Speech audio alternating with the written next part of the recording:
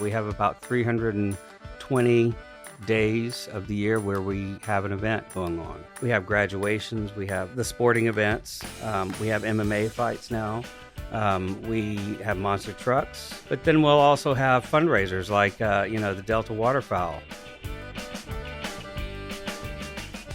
Thanks for joining us on Louisiana's Playground Podcast, your roadmap to all things Lake Charles, Louisiana. I'm Brady Renard. And I'm Eric Zartler. What? Yes, believe it or not, I'm here. A mystery co-host here. That's right, believe it or not. And we're excited to bring you the authentic stories and experiences of Southwest Louisiana with all the tools you need to build your own personal Lake Charles itinerary. So as you've already found out, our good friend here at Visit Lake Charles, Eric Zartler, is taking the co-host spot for this episode, and we'll delve into the world of sports over at Burton Coliseum with Jason Barnes, the director of the complex over there at Burton, and we have a fun conversation with the three of us as we delve into everything that makes the complex so special and such a unique piece of Southwest Louisiana for obviously now and upcoming for the future, a lot on the way on obviously that front as well. Well, as we begin the show, as always, with a taste of Southwest Louisiana, a segment that I'm so excited to co-host with you, probably more so than talking to Jason. No offense to Jason or anything, but love Jason to death and those folks over at Burton. But if you know me, I love to eat. So here's the segment we call On V Eats.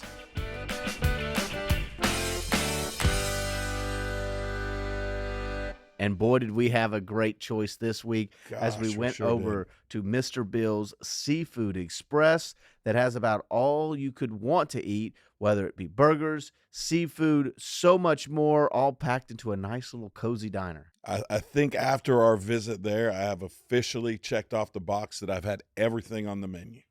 And look, that's Chad dedication. Pousson, Jason Guillory, the guys over there at Mr. Bill's do a tremendous job, and been going there for years, back when Chad's dad ran the place. Yeah, there's really no bigger honor than to say, yeah, I've had everything on the menu. That menu's pretty big too. Well, look, it's really been a staple of Lake Charles. Opened in 1991, so they've been in business for 32 years. It's the second generation family owned. Bill Pousson, as you mentioned, the namesake and the previous owner, his son and cousin now run the shop. And what's funny is that why it was created, there was a real catering need with the refineries in town when everything was kind of first getting going here. And Bill Pousson stepped up to the plate and said, look, I've got this. And from there, it started its catering, really first mentality. And then it is now shifted into a real restaurant here in town. And they even make their own seasoning, Cajun booze. And what's nice, too, is the perseverance that they've shown. Absolutely. So for the last 2.5 years, their doors have been closed, right? Hurricane Laura, as it did many across this area, really affected them. And they had some issues building back. They had to get back up to code with a lot of their building. But now they're back better than ever. They opened their doors in January, and they've hit the ground running ever since, which really shows how big of a staple they are in Lake Charles. People missed them. And now that they're back, they're now part of that regular Lake Charles culinary rotation. You know, since their return, they've also kind of taken it to a new level there. They have music a couple of nights a week usually. They've done a block party right outside their doors there. So doing some different things to get some new people in there. You know, back in the day when his dad owned it, you could walk in there and you could almost expect to see the same people every day. And I guess you saw when we went in there. The Zartler special. Yeah. Everyone's shaking your hand. Oh, hey, how are you doing? How's your mom and them? It's just one of those places where you walk in and you happen to know half the people sitting in the place. Are you trying to say it's a place where everybody knows your name? Everybody knows your name. I was waiting for you to start singing that, actually. They should make a TV show about that at some point. They should probably call it something like Cheers. I don't know. We'll come back to that. As far as what Mr. Bill's Seafood Express does well, pretty much everything on the menu. But what really stands out, the burgers, right? Oh, my Fresh, never frozen, handmade patties every day in-house. On the flat griddle, like you just don't get much better than that. Their gumbo, once again, handmade every single morning. So their roux, handmade every day, and you can tell the freshness there. Boiled, grilled, fried seafood. I'm talking fish, oysters, shrimp, crawfish, crab, you name it, they've got it. Their shrimp po' boy is really kind of their staple there, and they are known for putting too much shrimp. At the end of the day, you probably have too many shrimp. They fall off. You're going to have to eat shrimp by hand by the time you get done. I actually experienced that on our visit, as you saw. Well, yeah, let's get to what we kind of ordered then. I'll let you, the co-host, take the first stab there. Thank you for that honor, sir. So I started with the shrimp and crab pistolette. Usually when you get a pistolette, shrimp and crab, you think, okay, you're going to get your bread and it's going to be stuffed with, 2 shrimp and a little bit of crab meat and some cheese or whatever. This was drowned in it. Like you couldn't pick it up and eat it. You had to eat it with a fork and a knife.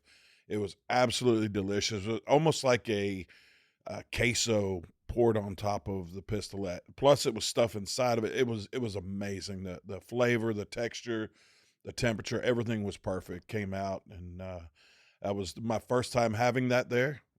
So I was A lot of very firsts impressed. for you. It was first time really having a Envy Eats lunch with you, which was a whole nother experience. But I was impressed, and probably the 15 minutes it took us to take pictures of our food and everything else is why that was. Otherwise, it probably would have been too hot to eat when it first came out. But That's a good point. Now you say pistolette. I'm well aware of a pistolette, but explain to others what maybe that may not know. What is a pistolette? So a pistolette is a roll or a piece of bread. It's soft on the inside, crispy on the outside. It's fried typically. Which is how it gets it perfect, That's right? exactly right. Instead of in the oven, it goes in the fryer. There's some places, believe it or not, in other parts of the state where I've had pistolettes that were in the oven. That's and a it's roll. just not the same. That's just a That's roll. just a roll. I agree. If you're a bread eater, order a pistolette. If you love seafood, order this pistolette because it was phenomenal. And then from Cooked to there, perfection. you went to another roll-based menu item there with the po' boy. Another first for me, a grilled shrimp po' boy. I was trying to eat healthy, and it had lettuce on it, so that was good. I did order it without the tomato because I'm not a big tomato fan, especially on sandwiches. Not a big fan of raw tomatoes. Big hunk of raw tomato on there, but it was perfect. The shrimp were perfectly cooked, perfectly seasoned. I didn't need to put any seasoning on it. I didn't need to add any ketchup to the sandwich. The bread was, you pointed out, it's not like some of the places you go in town and you order a po' boy and you think of this po' boy bread. It's not like a hoagie bread. It was not a hoagie bread at all. It was more, and I described it to you as it was almost like a piece of white bread because that's how soft it was, with a really thin crust that was pressed. Really flaky, it looked Really like, too. flaky at the top, but the sides were kind of. It's hard to explain, honestly. It's like no other bread I've had around here at all. But the inside, the grilled shrimp and the homemade onion rings. Oh my gosh, they put them on there. I couldn't eat them all. And I'm a big guy. I mean, very rarely do I leave food on the plate, and the only reason I did was because I just couldn't do it anymore. Between the bread, the shrimp, the pistolette, the onion rings, the amount of onion rings they gave you, and they were so fresh. To Chad's point, they do everything in-house there. And it was just a phenomenal meal. Typically, I'm a burger guy there now, or a plate lunch, and their burgers are second to none. But this was outstanding, and definitely gives me something to think about when I return and go back the next time. Which is obviously the point of listening to others really gush about what we've got to order. I went with the chicken and sausage gumbo, shocker, as the appetizer, and it's once again one of those gumbos that I'm going to say, if you're in town and you're looking for a great gumbo, this is a place that is worthy of your stop. A beautiful, dark, rich chocolate roux. When I say that, those that have been around enough, it doesn't taste like chocolate. It just looks like chocolate. Especially not after all that hot sauce you put in there. Yeah, exactly. Well, some chopped vegetables in there, obviously, that kind of get cooked down. Chicken and sausage, and it was a huge chunk of chicken in there, some pieces of sausage, really rich, full of flavor, just a really solid gumbo. And so I can tell that they make it in-house every morning. It's not like that they have a store-bought base. You could tell that this is a homemade recipe because it tastes that way. And eating enough gumbo, you can taste it after a while. A really, really good gumbo. And then for my entree there, I went with the fried fish dinner. It came with a few pieces of fish, fries, once again, a pistolette on the side, although it wasn't covered in cheese sauce.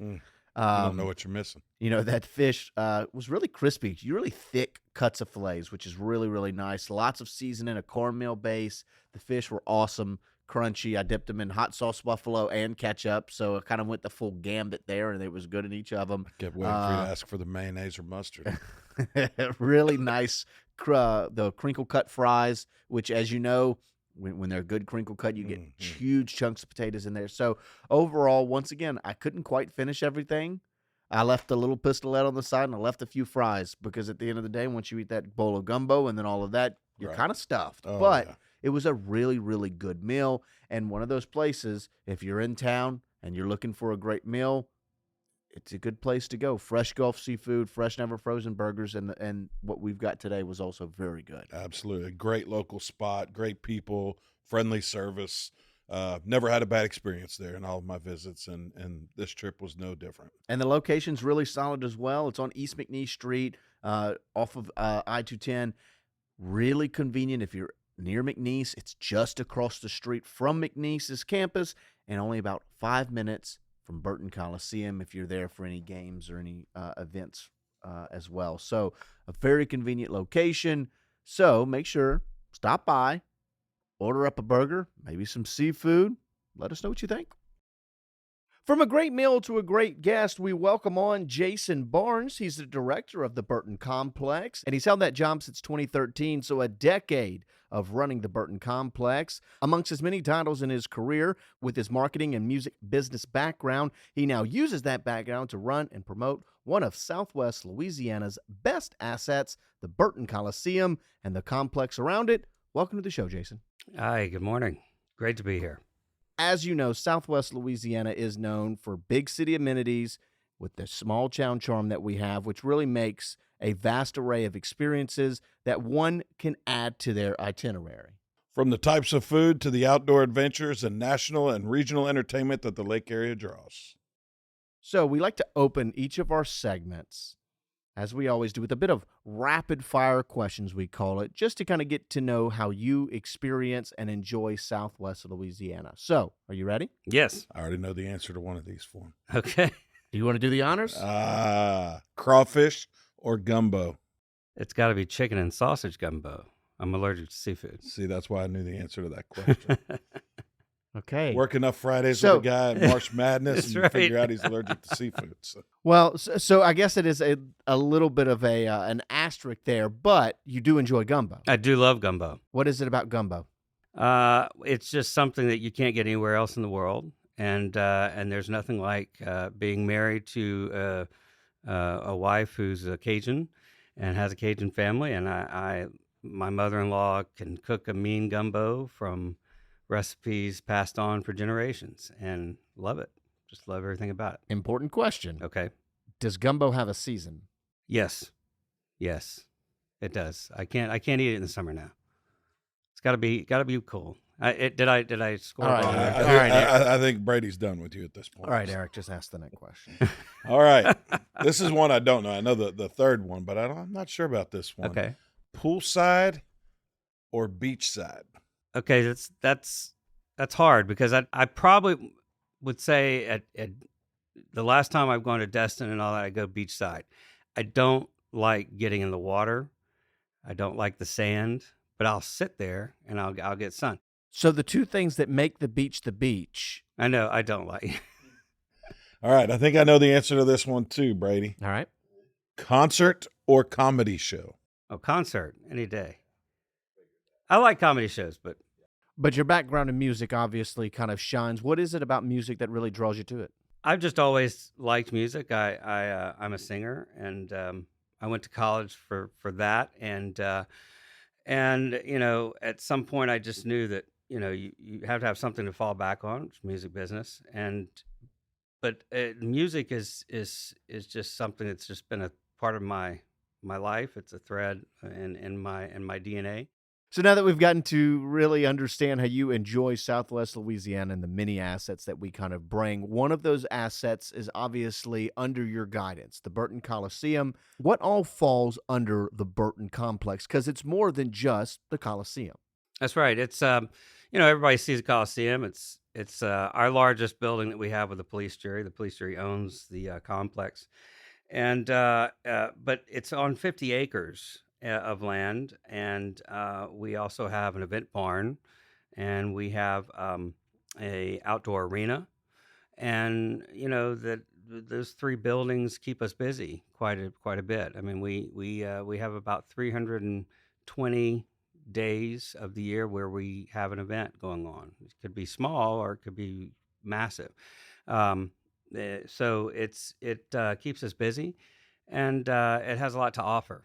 The event barn itself is 4 acres under one roof. I mean, it's massive, and so we have events like the Flea Fest that's coming in this fall, and we have other livestock things, but a lot of people think that all we do out there is Western rodeo type things, and quite honestly, out of everything we do, we probably have about 8 or 9 Western events throughout the year, and that's it. They're just really big. Oh yeah, they're really big, but it's just like a lot of people think that, but they come out and enjoy it. For years, everybody would talk about Burton, to your point, as being where the rodeos were, the cow barn, and McNeese, home of McNeese basketball. And 10 years ago, we actually worked together and brought high school basketball championships to Right. Burton Coliseum, and it's hosted a ton of other events within that time, and even before then,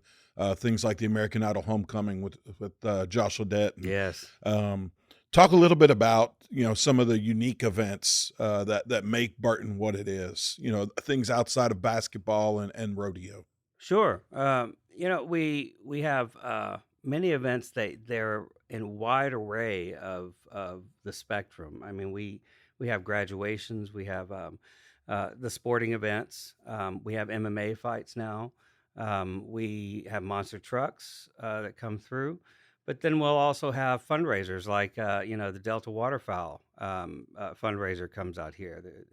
We have an event this weekend that is a youth bull riding competition, and we're talking like 6 and 7 year olds. And it's at first when they told me about it, I'm like, okay, so you're putting a 6 or 7 year old on a bull, but it really isn't like a bull. I think it's a calf, but I mean, they can win serious money. I mean, I think the prize is $6,000. So that's happening this Saturday, and that's something you don't see every Right. day. Sure. So there's been some things that have come by, some unique things like that. And then also home to the Iowa Rabbit Fest. Highway Rabbit Festival, yeah, and they're a great client. We with festivals, we have the Rabbit Festival, we have the Cajun French Music Association as well that comes in July. So it's a wide variety, and our event schedule really ramps up with the school year. Yeah. It really is like almost mirroring when school gets back in session. We get really start to get real busy in September, and by January to April, really to May, we are super busy. There isn't a weekend that we don't have available, and then it winds back down in June, and it's we get to catch up on some things until. So you'd mentioned some of those community events. How plugged in do you feel like Burton is to the community and being able to give a platform for some of these places, like you had mentioned, some of the festivals, to host their events and give them the space to do so? Well, let's focus on one other thing that's a community event. I mentioned graduations, and a lot of people don't realize it, but when you have a school like Sulphur High School, the greatest school in this area, Barb, and then Sam Houston, they require a lot of seats, and you need a venue there that's going to be able to hold that. That's one of the assets points that we like to show, and we like to to tell people. A lot of people don't realize this, but when we're in a state of emergency, our whole operation turns into a base of operations for Homeland Security. I'm not just talking about hurricanes, because we've done a lot with hurricanes, but just recently when we had the tank explosion down south of Lake Charles, we opened up and we were a little shelter for the retirement home that was in Graywood, and they stayed there the entire night. I mean, we operate in that capacity as well. For the Beauregard wildfires, we sheltered some of the animals from Beauregard for a short time. So I mean, we do a lot of things that people probably wouldn't even realize we even get involved with. And is that a decision? Where does that decision come from, and why do you guys at Burton feel like it's important to be that helping hand? it's good to have an asset of that size, and 50 acres of land to use for a base of operations for anything related to emergencies. It's something that started around Hurricane Harvey in 2017. We started getting into that role, and it's something that I never expected we'd be getting involved with, but it's something we do. Speaking of those hurricanes, unfortunately, you guys were obviously one of the many that were kind of hit during that time. Um, and it took a little bit of time to finally get everything back up to where you guys want and still are constantly improving, constantly remodeling. What is new and improved at Burton Complex? I know you guys have been hard at work recently. Yeah, we were hit pretty hard with Hurricane Laura, and then if you look at that year, I mean, everybody knows, too familiar with it. You had the COVID, you had Laura, Delta, and then we had the floods. Our complex has a rain gauge it's part of the rain gauge system here, and our gauge registered the highest amount. I mean, we had like 24 inches, and that was a bad situation. But it's taken about 2 years to get back up and running to almost full speed. Um, it just takes a while to get the paperwork going. But what do we have in store for the community now, that will be coming into this next event season? Well, we have a brand new roof that is very recognizable now. We have abandoned the foam roof that everybody's used to, and we've put metal on top. And so it's got this silver look to it. It's silver dome, and it's really nice. It also, when the sun hits it right, you can see it from the top of the 210 bridge. So it's pretty It's the cool. glow You in get the South Lake glow. Charles. But we also have a new marquee that's out in the front. There's an entry point signage that's right on the corner of Goche. And we're going to be putting in some landscaping soon. A lot of things that you see when you first come in, because it's important to us for people to get an impression of what we have to offer from the minute they turn into the parking lot. Other things you won't see, but they're there, is we're replacing all of our air conditioning system, our HVAC, and that's going to be a big improvement. But it's a time sensitive situation that we just have to wait on contractors. I mean, we have a generator that's going to be able to run the entire complex. It's a huge machine, and it has been on back order like time after time after time, to where I think now we're supposed to get it in July of next year, and that's the very last thing that will be part of this project. I'll say this about the renovations and everything out there. When 2020, when we had the high school basketball championships, and we had to play the finals for the boys with no fans in the stands. Remember It that? was the last event in the state.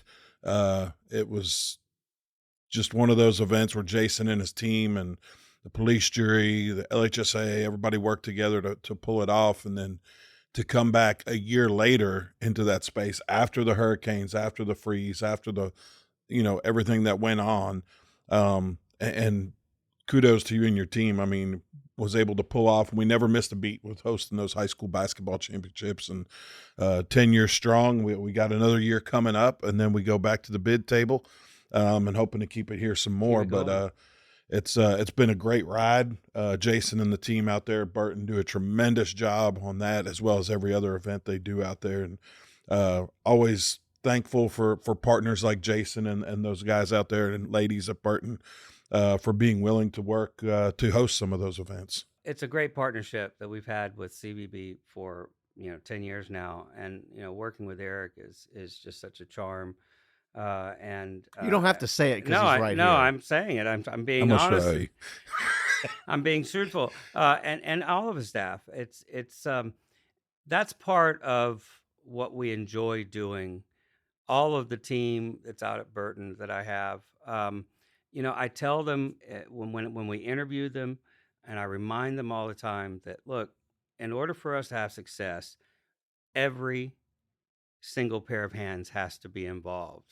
If we don't have you involved, we can't have success. It's a group effort, and we always want to instill ownership within everybody, from a manager all the way down to a custodian, because we really want them at the end of the day or end of the shift to walk out of our event saying to themselves, man, they couldn't have done this without me.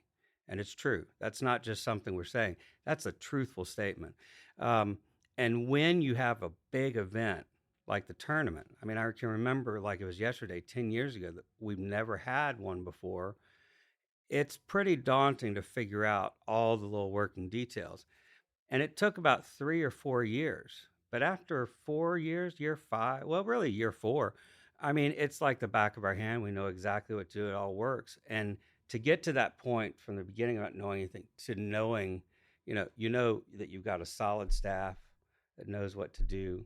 You have solid partners like the CVB and the volunteers at work, and it all comes together. That's what really fuels me and really makes me happy of being able to have the opportunity to run a place like that. And the one thing I truly appreciate is during events like that, and especially in the early years, was the ability to just flex and say, hey, okay, this isn't working, so we're going to change it during the break, or we're going to change it tonight so it'll be fixed tomorrow. That's not something you see in other places or in other venues. Or like, okay, well, we'll make a note for next year and we'll move this barricade or whatever.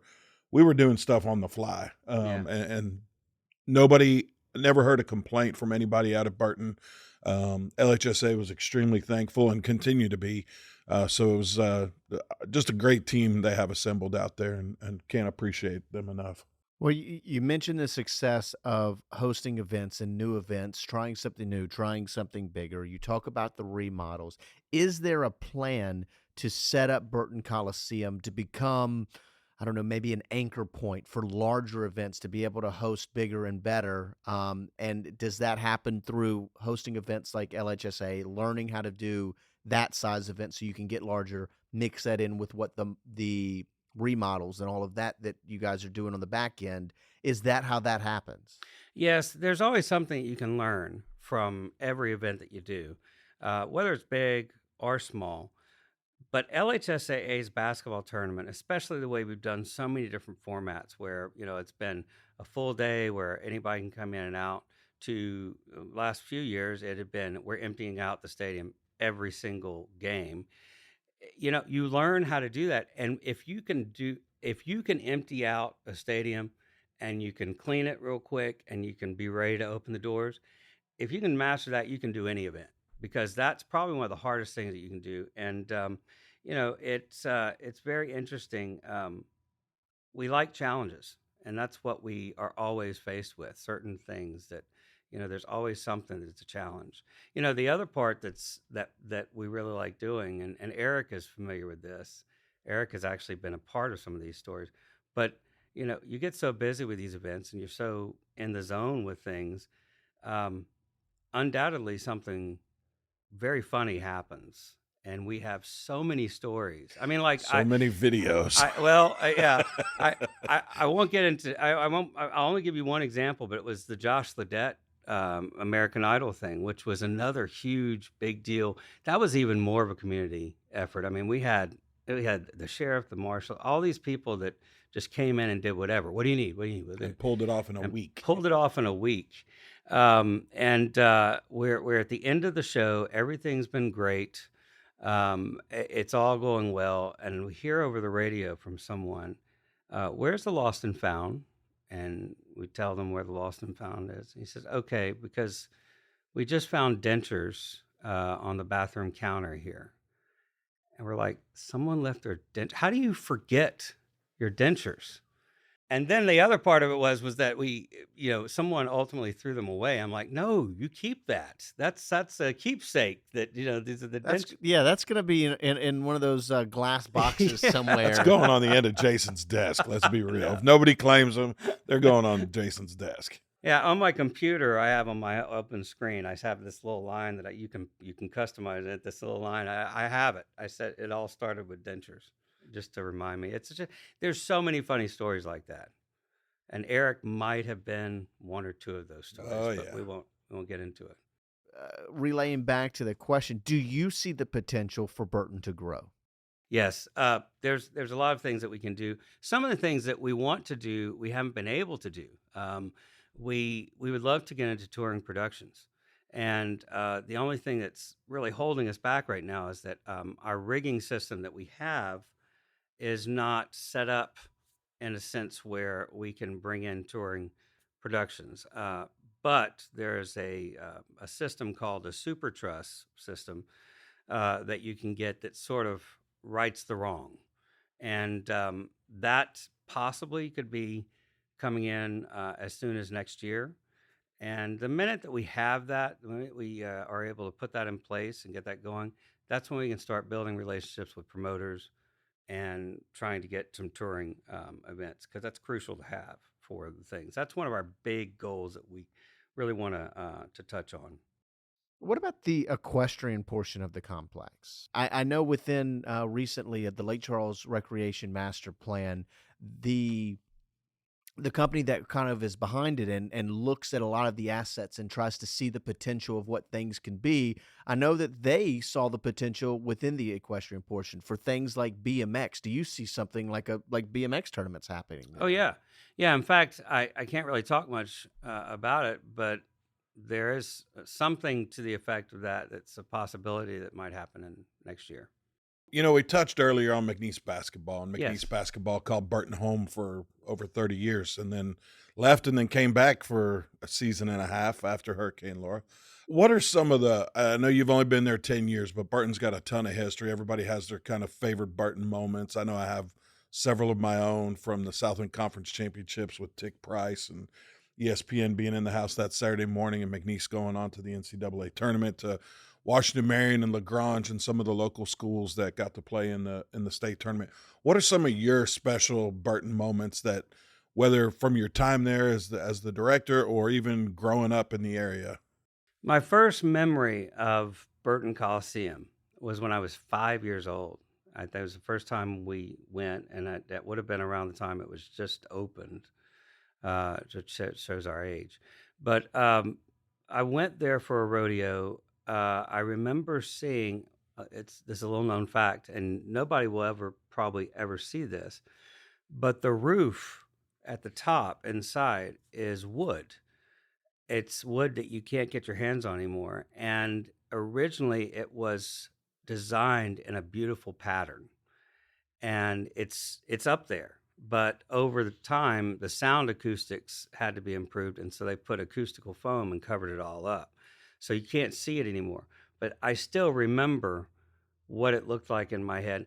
I've searched and searched archives to try to see if I can get a picture up just to show people. I can't find it. But I was there. I went to the rodeo. You know, all of the events, like Josh Ledette, American Idol was a big one. I have to piggyback on what you were saying about the Washington Marion game. That was huge. That was. I've never seen the place. Lock the doors. I've never seen a place jump like it was when Marion won that title. 2017. Yeah, American Idol was about that kind of electricity as well. But you know, there's a lot of history there, like you said. You know, it's about 46 years old, and just so many big events have happened. I know I was not there much for the McNeese basketball before they built their own arena, but a lot of people still talk about when LSU came to play them here, and how that was almost a sellout crowd. There was a big tournament that called, it was almost like a American Idol deal. I can't remember, maybe it was the NIT or something, where they called and they said, we need to bring you, we need to move the game to you tomorrow night. And there was a big scramble to get the floor out and all. So there's a lot of memories with that. But it's just a great building. And then the complex itself has so much to offer. So I encourage anybody who comes, to come out there and check and see what's going on, because undoubtedly we have public events that are always taking place. Do you guys have a schedule of events pages anywhere where people can kind of keep up with it? Yes, it's on our website, burtoncomplex.com. Our website's about to be redesigned, so it'll be even better. Well, we appreciate your time here, talking about one of the best assets here in town, and all that you guys offer. I think when you kind of think back, you don't realize how often that you have an event or are at the Burton Complex. And then when you kind of sit back, you realize how big of a role Burton kind of plays in all of our lives here in Southwest Louisiana, and hopefully anyone visiting to be able to come and check out some of the events there as well, as you said. Well, I sure do appreciate the invite, and it's great talking with you all. And you guys know we have a wonderful partnership with the Convention and Visitors Bureau, not just on Burton, but all kinds of things. It's just a great relationship, and I am very thankful for it. Thanks again to Jason Barnes for joining us here on the show. And you know what? Thank you for taking time out of your day to join us here on the podcast. If you enjoyed the show, would you please leave us a follow or a review, a rating, some type of positive reinforcement, a pat on the back that says, hey, Brady, Eric, nice job. Not bad. Yeah, just go to visitlakecharles.org/podcast for more episodes, where to eat, and events happening this weekend. I'm Eric Zartler. And I'm Brady Renard. Thanks again for coming play on Louisiana's Playground. See you.